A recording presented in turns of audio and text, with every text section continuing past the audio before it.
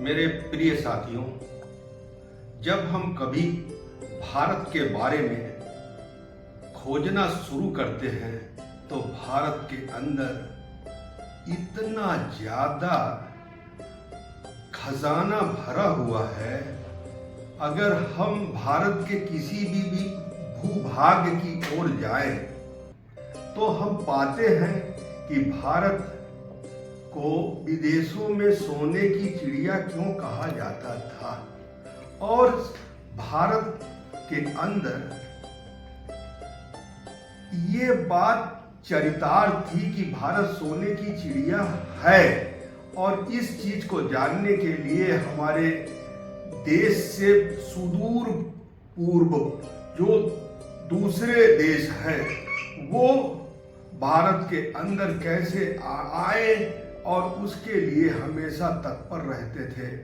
जब वो अंग्रेज यहाँ आए, उन्हें सबसे पहले भारत में वास्को डी गामा आया और वो आकर, जबकि वो रास्ता भटक गया था, लेकिन धीरे धीरे जब भोर की बेला में जब उसने देखा कि कोई ऐसा चट्टान दिख रहा है, ऐसा लगता है कि जैसे कोई देश हो, और जब वो धीरे धीरे 3 से 4, 4 से 5 बजे की बेला शुरू हुई, सूरज की थोड़ी थोड़ी किरणें जब छटा पड़ने लगी तो उसे वो देख करके बहुत ही उत्साहित हुआ कि अरे मुझे एक ऐसा स्थान मिल गया, मुझे सीमा, जमीन की सीमा मिल गई, क्योंकि वो समुद्र में ही अपना गोता खा रहा था अपने बोट के साथ। और जब वो भारत के अंदर प्रवेश किया और भारत की समृद्धि को देखा तो वो इतना ज्यादा प्रभावित हुआ भारत देश से, उसे लगने लगा कि जिस सोने की चिड़िया भारत को कहा जाता था वो वाकई में भारत सोने की चिड़िया है।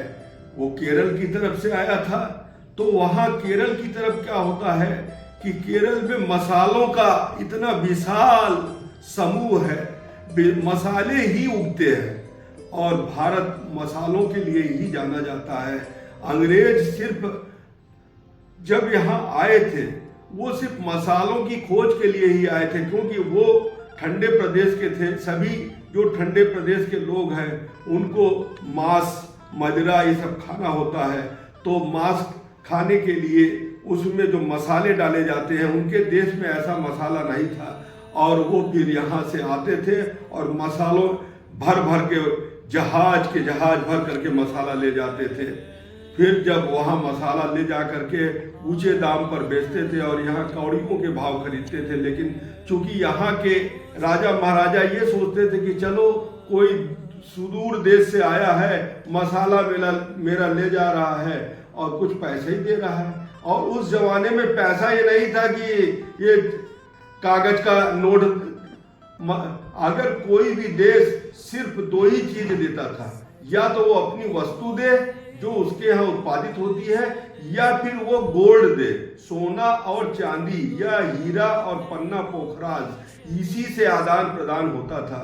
धीरे धीरे अंग्रेजों के साथ पुर्तगालियों का और भी फ्रांसीसियों का, मतलब ये कह लीजिए कि यूरोपियन कंट्रीज, उनके अंदर ये भावना आई कि जब एक देश गया है तो वो दूसरा देश आया, तीसरा देश आया, ऐसे करके भारत की जो सोने की चिड़िया थी, भारत का सभी खजाना धीरे धीरे वो लूटते ले गए। और यहाँ के राजा महाराजा इतने उदार थे कि कभी गोरी चमड़ी देखे नहीं थे, और उन्होंने जब वहाँ की रानियों को देखा तो उसी में प्रभावित हो गए और अपना सारा कुछ लुटा दिए। और धीरे धीरे उन्होंने सिर्फ पहले ईस्ट इंडिया कंपनी के रूप में यहाँ स्थापना की, लेकिन धीरे धीरे करके वो हमारे देश पर इस तरीके से, बुरी तरीके से काबिज हो गए कि हम 200 साल उनके गुलाम बने रहे। बड़े मुश्किल में जब भारत के ऐसे महान क्रांतिकारियों को ये महसूस हुआ कि अरे हमारा तो देश खाली होता जा रहा है, क्योंकि राजा महाराजाओं के पास पैसे की कमी नहीं थे, वो तो बस अपने उसमें ही अय्यासी में ही डूबे हुए थे और उन्हें उस विदेशी कंट्री में जाने का मौका मिलता था और वहां से एंजॉय करके चले आते थे। लेकिन यहां तो पिस रही थी,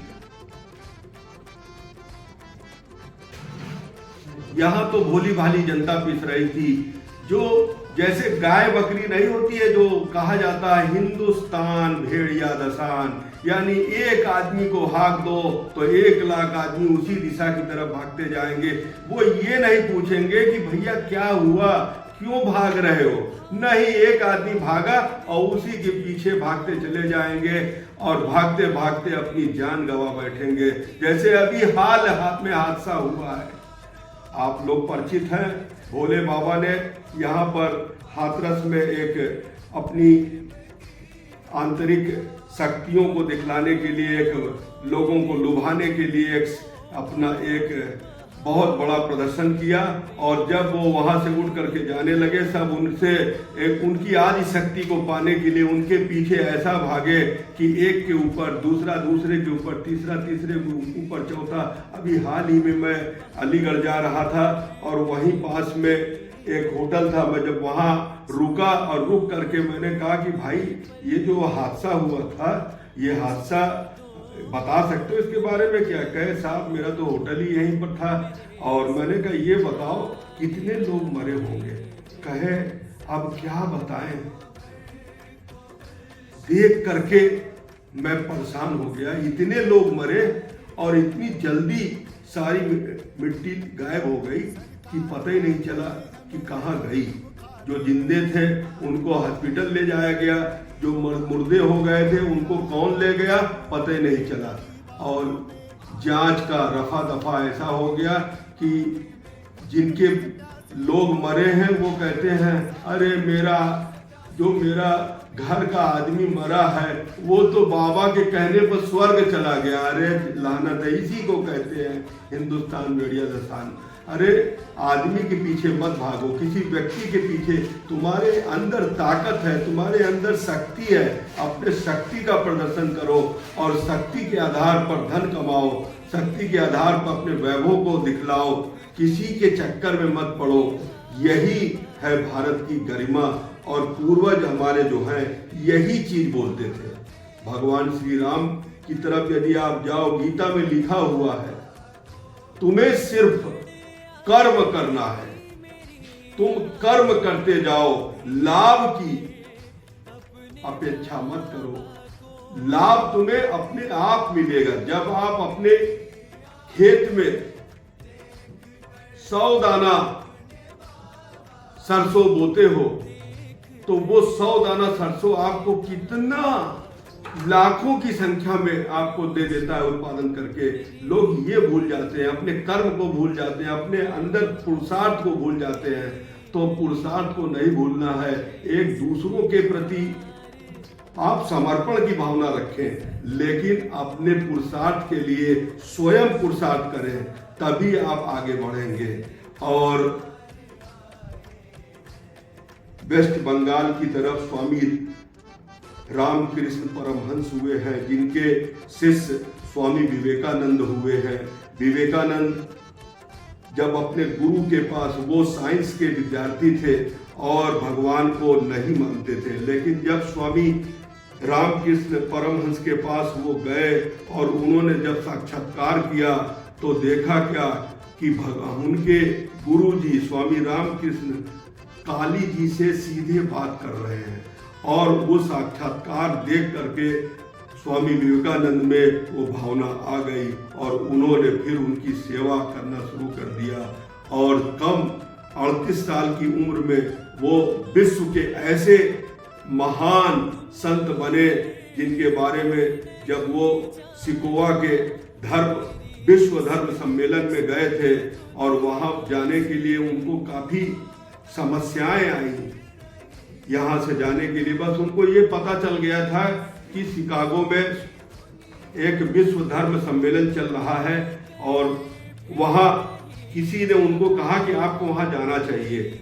उनकी भेंट JRD टाटा से हुई। JRD टाटा ने कहा ठीक है, मैं आपको वहाँ तक का टिकट दिलवा देता हूँ।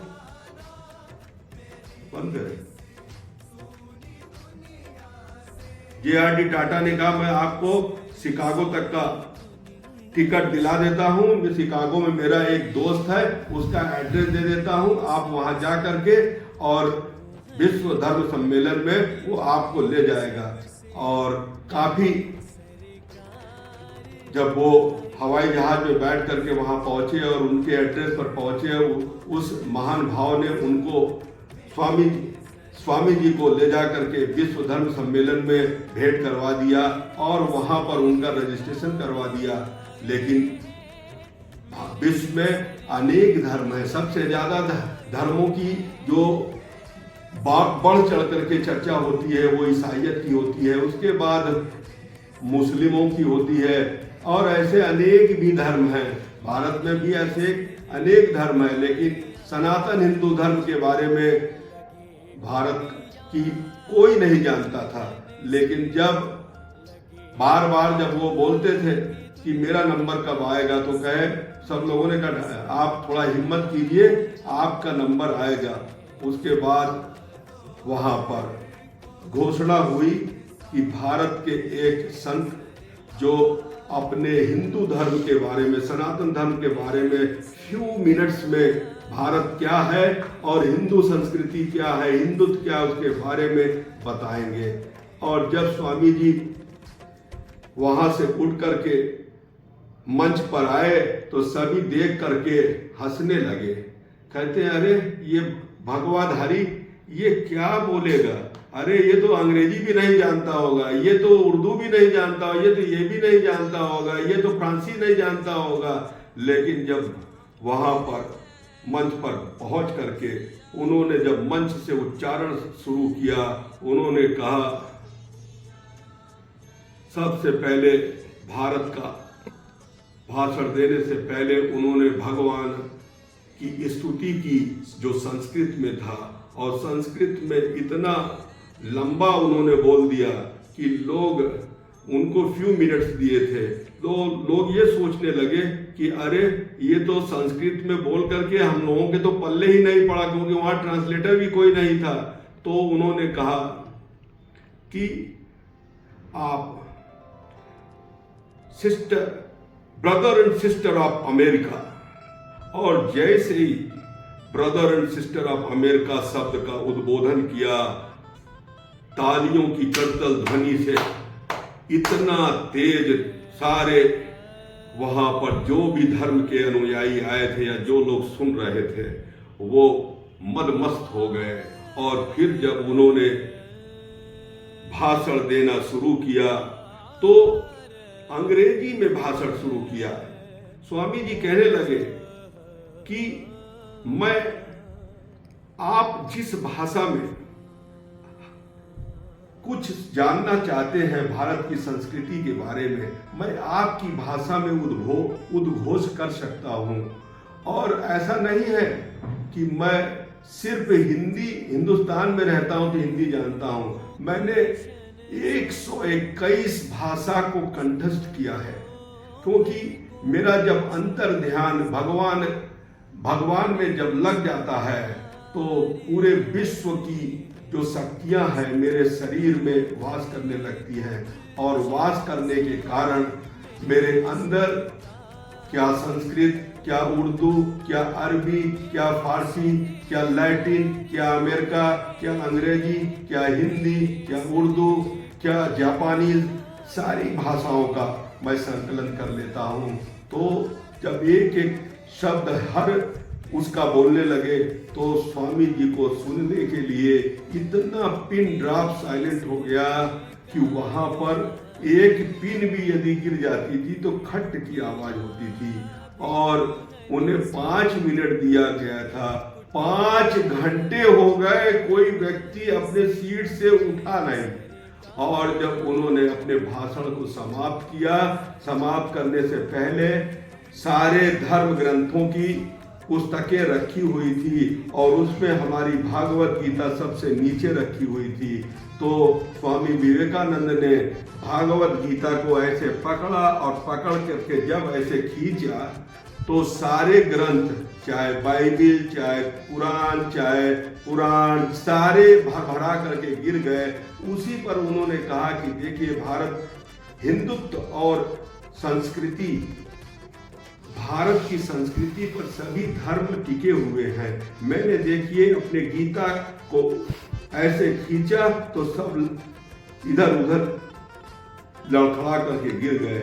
इसलिए मैं आपको भगवान दिखला सकता हूं, लेकिन बाद में जब अपने भाषण को वो समाप्त करके फिर जब बैठे तो उनको इंटेलेक्चुअल पर्सन, पूरे विश्व के इंटेलेक्चुअल पर्सन पकड़ लिए गए। स्वामी जी, बार बार आपने ये बात कही है कि मैं भगवान का दर्शन करा सकता हूँ, आप हमें भगवान का दर्शन करा दीजिए।